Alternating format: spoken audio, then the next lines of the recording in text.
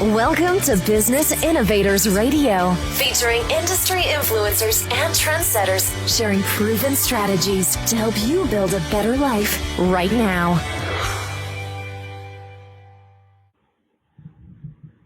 Hello and welcome to the show. This is your host, Neil Howe, and today we have a very special guest, Anne Ohlrich.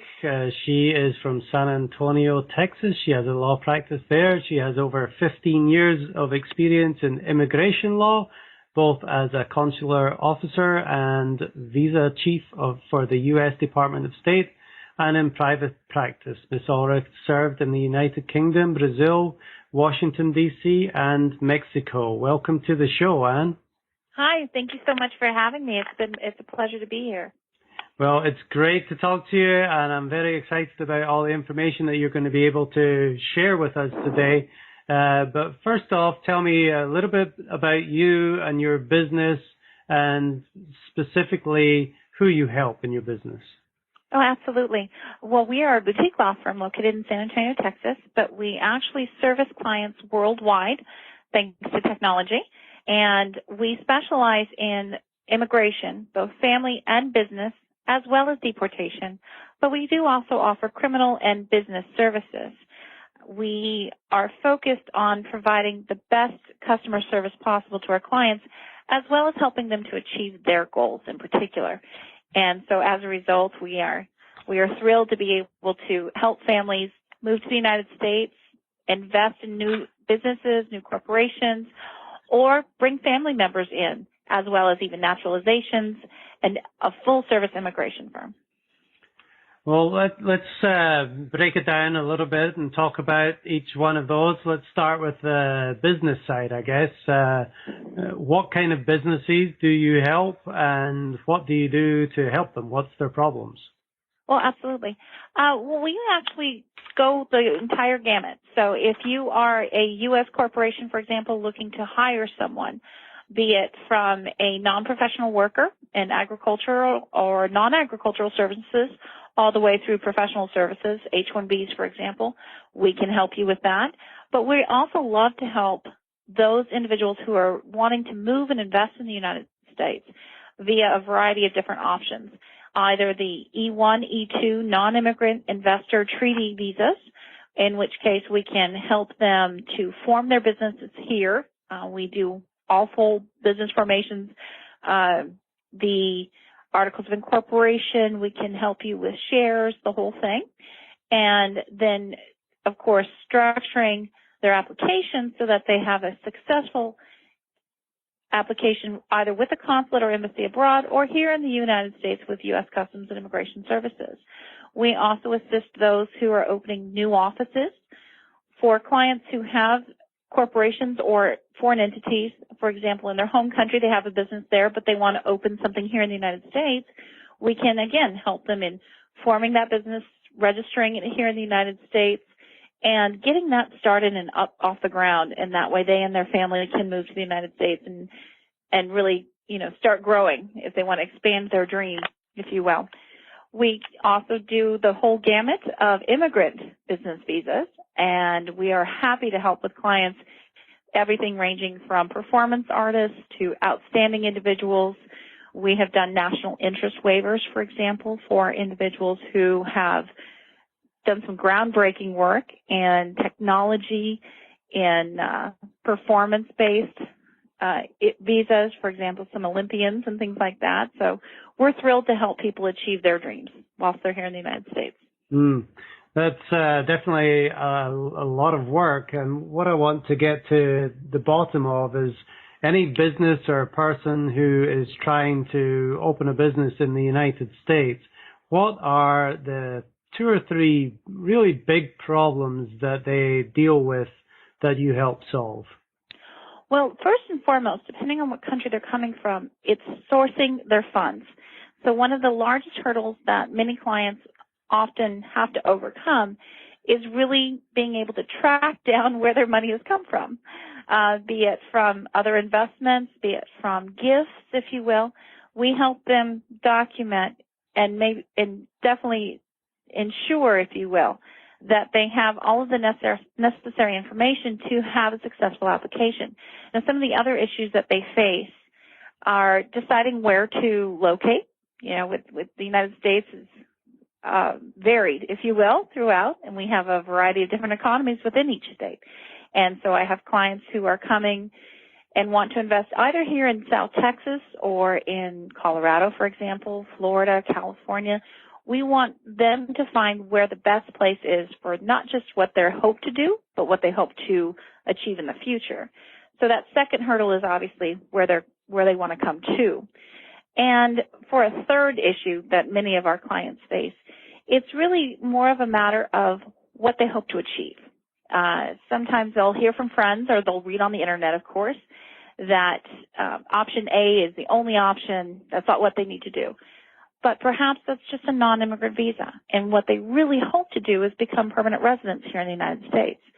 That's where talking to someone who does this, talking to a legal advisor, really comes into play, because we look at all of their options rather than just focusing on perhaps what's fastest or what's quickest in terms of filing paperwork. We want to do what's best for them and their family, both now and in the future. And speaking of the paperwork, that can be a massive undertaking, especially for a business, like you said, to get all the funds and get everything in place to make sure the process is smooth when they're applying for these visas. That's quite an undertaking. Absolutely. And for example, on certain visas, there are certain applications that must be done here in the United States. In other words, they must have that petition approval through U.S. Customs and Immigration Services first. There are other visa categories, however, like the E-1 or the E-2, that can be acquired directly from the embassy or consulate abroad within the treaty country. For those packets, there are very specific rules that must be followed, issued by the embassy. And so we keep track of everything, down to if it's a 3-inch black binder, we have the 3-inch black binder. And we do all our translations in-house. We make sure it's not just a matter of filling out forms, is really what I'm trying to say. We ensure that every application meets the requirements necessary for it to be successful. And we keep track of all of that. Yeah, well, rather you than me. That kind of stuff would drive me crazy. I would definitely need somebody else to do that for me.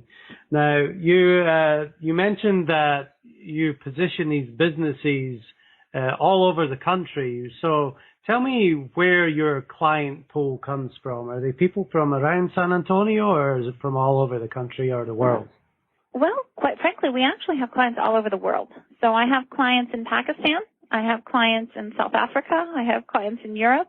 We do have, because of our location in South Central Texas, we do have a lot of individuals from Latin America, not just Mexico. We always want to stress that. San Antonio is a thriving hub, if you will, and we are a very multicultural city. But we have a great traditional heritage for Germans, for French, for everyone. Not so it's a case of we are very broad. We also cover 4 different languages here in the office. We cover Portuguese, French, Spanish, and German, of course, as English as well. Mm-hmm. And so we try and help folks from all over the world. But it's really been a great learning experience. For example, what different countries are looking for as far as their investments in the United States. And so we've learned that never to presume, obviously, because that's a danger. We want to be open to what the clients are open to. And we've really learned so much from our clients as far as ideas and inventions and things like that. It's wonderful. We learn every day, and that's the best way to do it. What's amazing to me is that you find clients from all over the world. You've got to have some kind of magic, expert ability that draws people to you. What would you say that ability is that you have that maybe other immigration attorneys don't, that really attracts people to you? Well, our number one source of clients is actually our current clients. So it's referrals. We have been very fortunate that we have built a network of former clients who love us and constantly refer their friends or their family to us, and that has grown exponentially in the last few years. And that's primarily where our new clients are coming from. So when we get a phone call from Pakistan, it's 9 times out of 10 because they heard about us from a brother or a cousin or something like that. And the same is true for every country that I mentioned. We don't have billboards. We don't do any of that.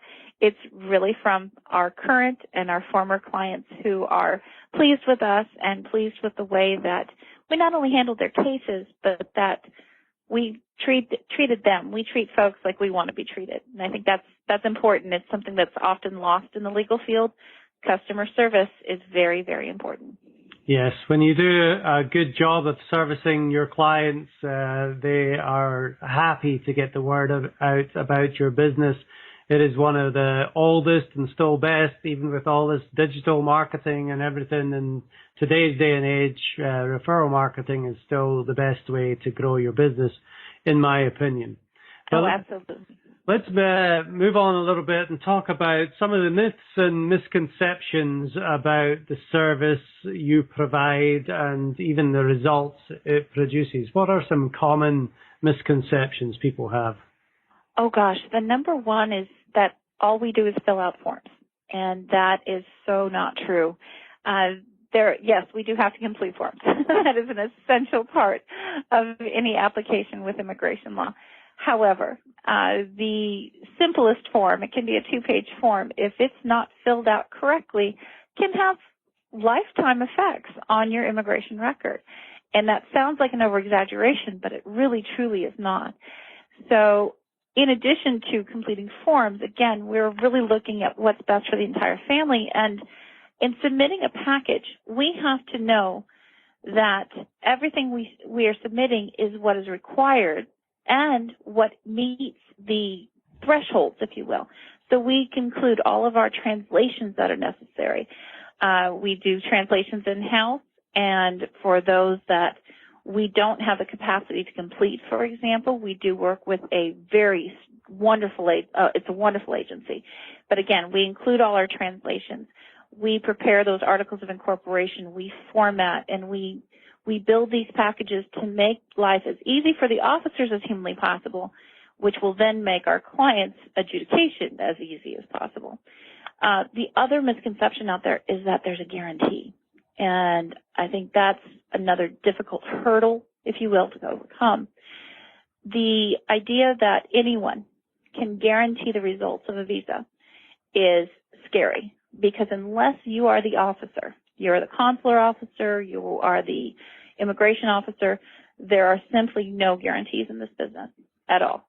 Now, do we have a great track record? Absolutely. Are we very thorough in what we do? Yes. But we never guarantee because we are not the officers. And so I think that's a big misconception that's out there. I see that a lot in my work with the Texas State Bar in particular, and especially in combating what are called notarios. And those are individuals who proclaim either 100% money back guarantee or that it's just a matter of filling out forms. And with those individuals, it's scary, it's fraud, and it's actually a crime. So those are some of the misconceptions that immigration attorneys nationwide are having to combat, if you will. Right. And you do a lot for the people who come to you. There's a lot of services that you provide, but tell me, if somebody comes to you and they're like a perfect client and you know you can help them, what are some of the things that are going through their head that might make them not choose you or choose to go forward? Is it like price, maybe a time commitment, maybe what others would think?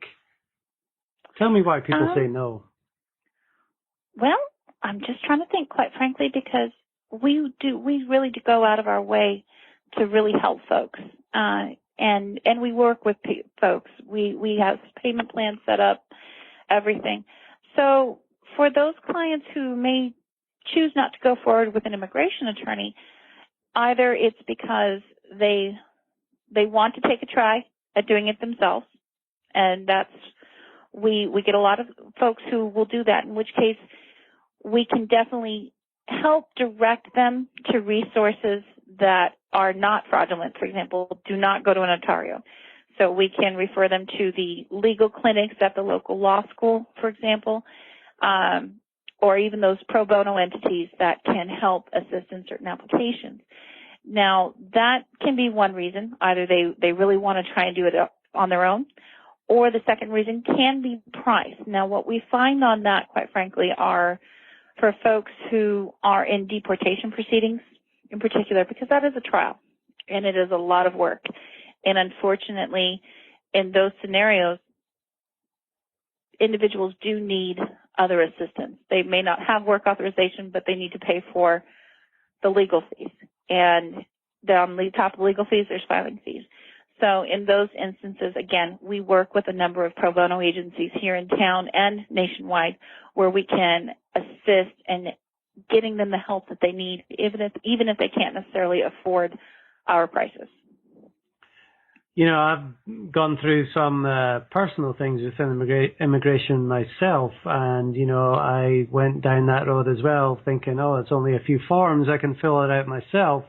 But, you know, a couple of errors and, you know, things didn't go quite right. Well, it wasn't only the money that I spent on the application, it was also the time that I lost waiting for things to be approved or denied. So, you know, that time was more valuable to me than even the price to fill out the form. So it is really important to go with somebody that really knows what they're talking about. Well, and the other caveat that I would put on that as well is just like you'd have a relationship with your doctor, when you are choosing an attorney, you want to have that personal relationship. So I always encourage clients when they're here, I actually ask them to not sign with us necessarily the same day. You know, go get a second opinion. Go talk to someone else. Go talk to your spouse or your mom or dad or your child or whomever, just to get a better feel. Only because once we create the relationship, then we want to move forward, you know, together, if you will, because we really want to build that lasting tie. And one of the misconceptions I think that's out there with attorneys is that, and specifically with immigration law, as you mentioned, is it's a matter of forms. And you're right, it's the time filling out those forms and the time waiting. So while it may seem expensive at first, or we will get calls saying, well, can't you just help me fill out the form on the phone? It's somewhat like asking a doctor to help you perform surgery on yourself. You know, you wouldn't ask them how to take out your appendix and walk you through it. Come on in, let us see, and let us help you. And yes, it is time, but we do try and keep everything low so that we can help more people. That's a great analogy. You've served a lot of people over the years. There must be one or two cases that really stand out in your heads. Describe to me, starting with the problems that they were having, what you were able to do to help them and the outcome that they achieved. One of our favorite families, if you will, and they're also our favorite clients. I first met them after their extension on a work visa was denied, as well as their application for an immigrant visa was denied. Both of them had been submitted simultaneously, and they were both denied for similar reasons. And when I first met this family, they were devastated. They'd been here in the United States for about 4 years at the time. They were building a life. Their little girl was involved in so many different activities. And we started first by refiling the extension and getting that part sorted. And once we had that approval, we immediately filed their immigrant visa application for the business as an international executive, an EB-1C. When we had that approval, that was one of the happiest days of our lives. Everyone in the office, I think, was so excited, and we were ready to pop champagne before, you know, they were. And just recently, actually, we naturalized that family. And it was a really wonderful, wonderful day, just because we took them from 2 denials to approvals and now to citizenship. And It's been amazing. So they are a standout case. They're some of my most favorite people in the entire world. And what the little girl that I met years ago is now this amazing young gymnast who wants to actually go for the U.S. Olympic team. And I love watching her. It's just fantastic. So that's one of our favorite stories. Those are our favorite clients. Yeah, that is tremendous. What a lovely story. You make a great difference in people's lives, and this is what I talk about all the time when people are, having offhand comments about the immigration that they see in the mass media. Every immigration case is very personal, and it really makes a difference to families. To get that desired outcome, it is extremely important. So again, it's very important to get it done right the first time. Absolutely. Absolutely. And, there's often times where we'll encounter folks who, again, are coming to us either after having done it on their own and maybe they didn't get the outcome that they wanted, or having gone to a notario, for example, and now we're here to try and fix things.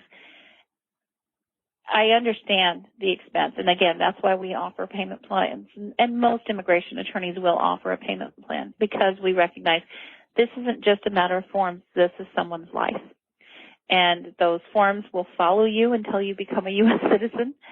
So it's always best to do things right the first time, and then you don't ever have to go backwards, So we like to convince clients, let's just keep moving forward and do it right.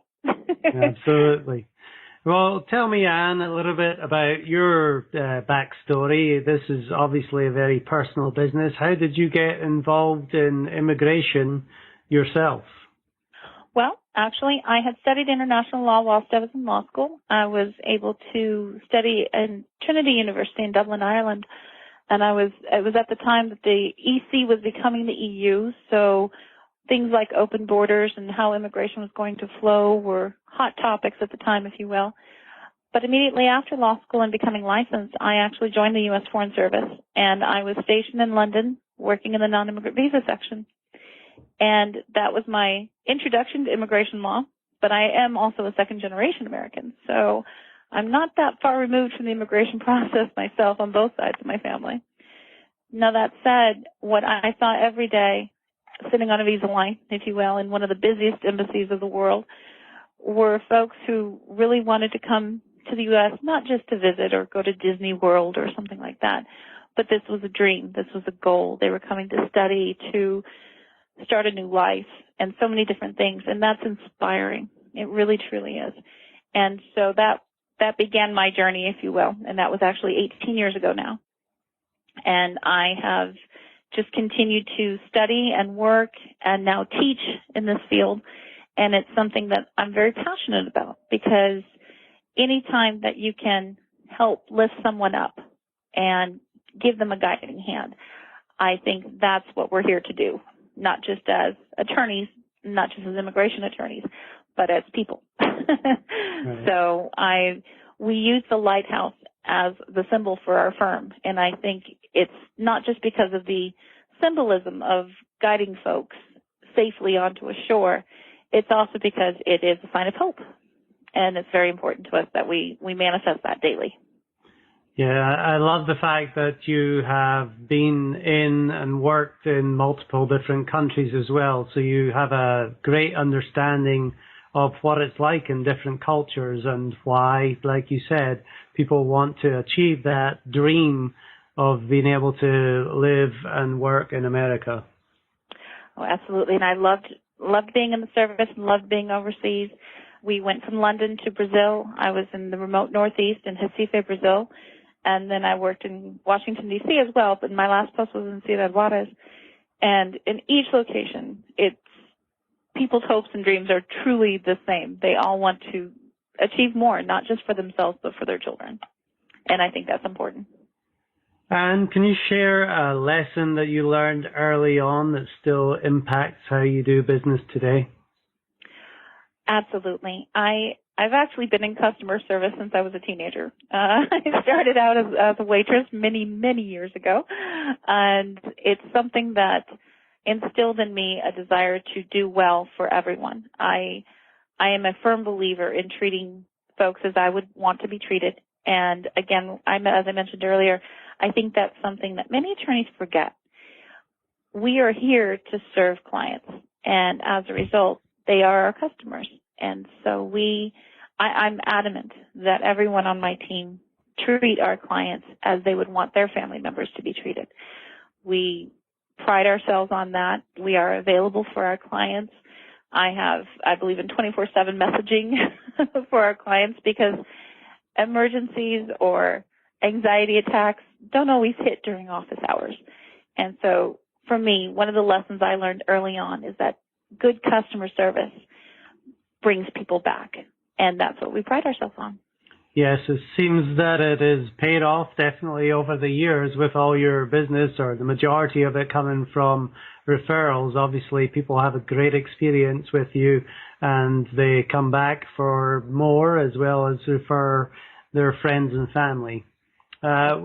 We've talked about quite a few different things today, and what is one thing that we may not have covered that you could share with someone who is considering specifically trying to open a business in the United States? One of the things I would strongly recommend is that they really look at all of their options. In other words, if they are looking at investing here in particular, do they know what they want to do? Don't just come in with an idea of, I'll open a restaurant. Know what type of restaurant, know where you want to be. You know, a real estate agent will say location, location, location. Well, it's very true for investors as well. And I actually really want folks to do what their passion is, you know, not just what may be easy, because what may be easy may drive you crazy in 2 years. So what is it that they want to do? That's the type of business that they should invest in. And oftentimes when folks will come and say, well, I want to do X, and I start asking questions and they don't have answers, that's when I say, you know what? We need to talk about this a lot more. You need to take your time. I want you to travel around. I want you to talk to some people, and then let's come back. Let's not just file something to have something on file. Let's file what's right for you, what's right for your future. And again, what's not going to drive you crazy in 2 years. So that's one of the things that I would really encourage anyone who wants to come to the United States and invest here, is to really, you know, explore your options first before you file anything. Make sure what you want to do and where you want to be, because that's most important. So it's really more about thinking long term, what's going to be the most beneficial or the most successful, rather than saying, well, I've got to do anything just to get that visa. Exactly. Because that's, you know, when we look at business plans are they're a key factor in any business visa application. And when you're looking at that business plan and you're doing a 5-year projection, you really need to know what you're talking about and what you want to do and where you want to be. And I think that individuals who come to the U.S. and just want to kind of plop something down and get moving quickly, I want them to slow down a little bit. And not because I want to delay their application. That's not it at all. Again, I want to think about more than just tomorrow. I want to think about 5 years from now, and hopefully helping them achieve that residency or that citizenship that will help them expand and grow, and again, protect their family. Well, and obviously you are an advocate for your clients, and you're an educator in getting the word out to try and help people even before they engage you as a customer. I really appreciate you giving us this information today. If somebody is looking to get immigration through business or for any other issue that you solve, what is the best way for them to get in contact with you? Well, absolutely. They can give us a call at 210-265-1062, or they can definitely reach us through our website, which is www.texohlrich.com. That's Tex, like Texan, Ohlrich, and that's my last name, ohlrich.com. Well, Anna Ohlrich, it's been a pleasure speaking with you today. I appreciate you taking the time to spend with me and the audience and educate them on your speciality within immigration. So thank you very much for being on the show. Well, I want to thank you for the opportunity, Neil. It's really been a great pleasure. And if anyone has any questions, definitely feel free to reach out, and I'll be happy to help. Wonderful. Thank you. And for our guests and audience listening, thanks for being here. And if you like what you hear, please hit that like button and share, and we'll see you next time on the show. Thanks for listening to Business Innovators Radio. To hear all episodes featuring leading industry influencers and trendsetters, visit us online at businessinnovatorsradio.com today.